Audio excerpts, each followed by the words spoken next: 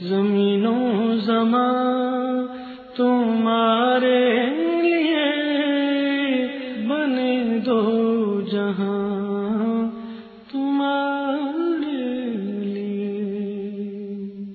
خواتین حضرات، پروگرام دین و دانش میں آپ کو پھر خوش آمدید کہتا ہوں۔ یہ ایک خصوصی پروگرام ہے جو مولانا وحید الدین خان، جو اس دور کے بڑے عالم دین ہیں، ہندوستان کے دائی ہیں، اسکالر ہیں، محقق ہیں اور ایک یگانہ روزگار مصنف ہیں۔ مولانا صاحب، میں آپ سے بات کر رہا تھا کہ دین کے فریم ورک کی اندر کسی تبدیلی کی ضرورت ہے۔ آپ کا ارشاد تھا کہ اس وقت ضرورت یہ ہے کہ اس کو سائنٹیفک طریقے سے کیا جائے۔ آپ نے اس کی مثال دی کہ جیسے کہ اس زمانے میں لوگوں کو بتانا ہے کہ الرجال قوامون علی النساء کا کیا مطلب ہے، تو وہ آپ یہ فرما رہے تھے کہ اس سے مراد یہ کہ گھر کا جو باس ہے وہ گھر ایک یونٹ ہے، سوشل یونٹ ہے جس کا سربراہ مرد ہے۔ آپ اس کو ایسے سمجھا سکتے ہیں۔ تو یہ تو پریزنٹیشن ہوئی، یعنی مین کنٹینٹ دین کا وہ انچینجبل ہے اور ہم نے اس میں صرف تبدیلی کی یا اس کو اپنے زمانے کی تہذیبی جو انڈرسٹینڈنگ کے لحاظ سے اس کو ڈسکرائب کیا۔ کیا میری یہ بات ٹھیک ہے؟ ہاں، صحیح کہہ رہے ہیں آپ۔ اچھا، اس کے علاوہ آپ کیا سمجھتے ہیں کہ دین کے موجودہ پیش کرنے میں، دین کے موجودہ لٹریچر میں، ہمارے تفسیر میں، ہمارے حدیث کے اس وقت کے لٹریچر میں، کیا وہ موجود ہے سب کچھ جو اس زمانے کی ضرورتوں کے لحاظ سے پورا ہے؟ لیکن دیکھیے، میں یہ کہوں گا کہ موجودہ زمانے میں ایک کمی پیدا ہو گئی، جس کو اگر سخت لفظ بولیں تو ہم کہیں گے انحراف۔ وہ یہ کہ یہ جو نوآبادی زمانہ آیا، کولونیل پیریڈ، جی، اس میں سارے لوگ مشغول ہو گئے ٹکراؤ میں۔ انہوں نے خطرہ سمجھا کہ اس سے لڑنا ہے، تو پورا جو اورینٹیشن ہے وہ بن گیا ٹکراؤ والا، اور دعوت کا جو پہلو ہے وہ حذف ہو گیا۔ اس بنا پر جو لٹریچر بنا ہے، اس لٹریچر میں منفی پہلو ہے، اور یعنی مسلم اور نان مسلم کا مسئلہ ہے، یعنی وی اینڈ دے کانسیپٹ آ گیا، ٹھیک، ایک رائیولری کا کانسیپٹ آ گیا، جی کہ ہم مسلمان ہیں اور دوسرے جو ہے ہمارے رقیب اور رائیول ہیں۔ یہ چیز دعوت کے لیے سخت مہلک ہے۔ دعوت کا مطلب یہ ہے کہ آپ کے اندر فرینڈلی بیہیویئر ہو، سب کو آپ انسان سمجھیں، سب کے آپ خیر خواہ ہوں۔ یہ چیز مب ہو گئی۔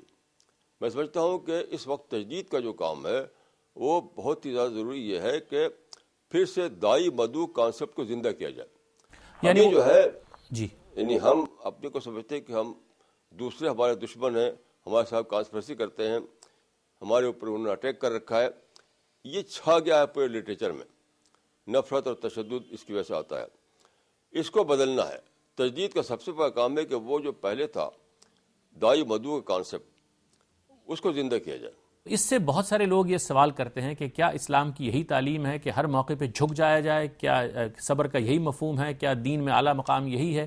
میں چاہتا ہوں آپ دینی لحاظ سے ہمیں بتائیے کہ اس میں صحیح رویہ کیا ہے؟ دیکھیں، یہ نہ جھکنا ہے نہ کمپرومائز کرنا ہے، یہ مینیج کرنا ہے، ڈفرینس کو مینیج کرنا۔ جیسے رسول اللہ صلی اللہ علیہ وسلم کے ساتھ بار بار ایسا ہوا کہ دوسروں نے آپ کو چیلنج دیا، لیکن آپ نے اس کو مینیج کیا۔ مثلا مکہ میں تھے تو آپ مینیج اس طرح کیا کہ آپ مکہ چھوڑ مدینہ چلے گئے۔ حدیبیہ میں چیلنج کیا انہوں نے، تو آپ نے کیا کہ ان سے پیس ایگریمنٹ کر لیا۔ خندق کے موقع پر انہوں نے چیلنج دیا تو آپ نے خندق کھود کر کے آپ اپنے اور ان کے بیچ میں ایک رکاوٹ کھڑی کر دی۔ یہ ہے مینیج کرنا۔ اس کو نہ سمجھوتا کہیں گے اور نہ اس کو پسپائی کہیں گے۔ صحیح۔ اچھا مولانا صاحب، یہ جو حضور کا صلی اللہ علیہ وسلم جو اپنا طریقہ کار تھا، اور جو صحابہ کرام نے جو مکے میں کردار ادا کیا اور بعد میں جب وہ اسٹیٹ بن گئی مدینہ کی تو اس کے بعد کردار ادا کیا، تو ہم ایک فرق دیکھتے ہیں کہ جو دور مکے کا ہے وہاں پر تو دعوت ہی ہے اور صبر ہے، اور اس کے بعد دعوت محض ہے، اس طرح سے کسی چیز میں ریٹیلیشن نہیں ہے۔ لیکن مدینہ پہنچ کے ہم دیکھتے ہیں کہ وہ اسٹیٹ کی قوت ہے، اس کے بعد جنگیں بھی ہیں، اس کے بعد جہاد بھی ہے، اور آگے بڑھ کے بھی اقدامات کیے گئے ہیں۔ تو بہت سارے لوگ یہ کہتے ہیں کہ جب حکومت بن جاتی ہے تو پھر طریقہ بدل جاتا ہے۔ نہیں، دیکھیے، یہ بالکل تاریخ کے خلاف بات ہے۔ رسول اللہ صلی اللہ علیہ وسلم نے کوئی بھی جنگ نہیں کی اقدامی انداز میں، یعنی کل ملا کر کے صرف 4 جنگیں ہیں، بدر، احد، حنین اور خیبر کی لڑائی۔ یہ سب دفاعی تھی، اور جو غزوات کے نام سے آتا ہے کتابوں میں وہ تو جھڑپیں تھیں، اسکرمشز جس کو کہتے ہیں، یعنی فل فلیج وار آپ حقیقت میں ایک بھی نہیں لڑے۔ یہ لڑائیاں جو تھی آدھے دن کی تھیں. آدھا دن کی جو لڑائی ہو وہ کوئی فل فلیج وار نہیں ہے. رسول اللہ صلی اللہ علیہ وسلم کی پالیسی یہ نہیں تھی کہ ٹکراؤ کریں، بلکہ ٹکراؤ کو اوائڈ کر کے تعمیری انداز سے اپنے کو طاقتور بنائیں. انسانوں کو رسول اللہ صلی اللہ علیہ وسلم نے انسان کے دماغ کو فتح کیا، کیونکہ اگر انسان فتح ہو جائے تو سب کچھ فتح ہو جاتا ہے. بالکل صحیح. مولانا صاحب یہ جو آپ نے بات فرمائی ہے کہ انسان فتح کرنا، یہ آج کے مسلمان کیا بھول گئے ہیں؟ میں تو سمجھتا ہوں کہ بھول گئے ہیں، کیونکہ انہیں انسان سے خیرخواہی نہیں ہے. ان کو رقیب سمجھتے ہیں، دشمن سمجھتے ہیں. حالانکہ کوئی دشمن نہیں ہوتا. دیکھیے قرآن میں صاف صاف ہے، کوئی دشمن تمہارا دشمن نہیں ہے. دشمن کے ساتھ اچھا سلوک کرو تو وہ تمہارا دوست بن جائے گا. فیض الذی بینکم وبین عداوۃ کأنہ ولی حمیم. تو کوئی پیدائشی طور پر دشمن نہیں ہوتا ہے. پیدائشی طور پر ہر آدمی آپ کا فرینڈ ہی ہوتا ہے. تو آپ اس پوٹینشیل کو دریافت کیجئے اور اس پوٹینشیل کو ایکچوئل بنائیے. یہ قرآن میں بتایا گیا ہے. مولانا صاحب یہ جو ہمارے ہاں اس وقت مختلف تحریکیں ہیں ممالک کے اندر اسلام کی سربلندی کے لیے اور اسلام کے دوبارہ غلبے کے لیے، زیادہ تر مسلمانوں کی دلچسپی انہی سے ہے. ہم دیکھتے ہیں میڈیا کے اوپر بھی وہی نمایاں ہیں، وہی لیڈرشپ ہے جو لوگوں کی محبوب ہے. وہ ملک میں بھی سیاسی تبدیلیاں لانے کی کوشش کرتی ہے. اب ہم دیکھتے ہیں عالم عرب میں جس طرح تبدیلی آ رہی ہے، وہاں پر بھی یہ معلوم ہوتا ہے کہ ایک اسلامی تحریک اکثر و بیشتر ان کے پیچھے ہے.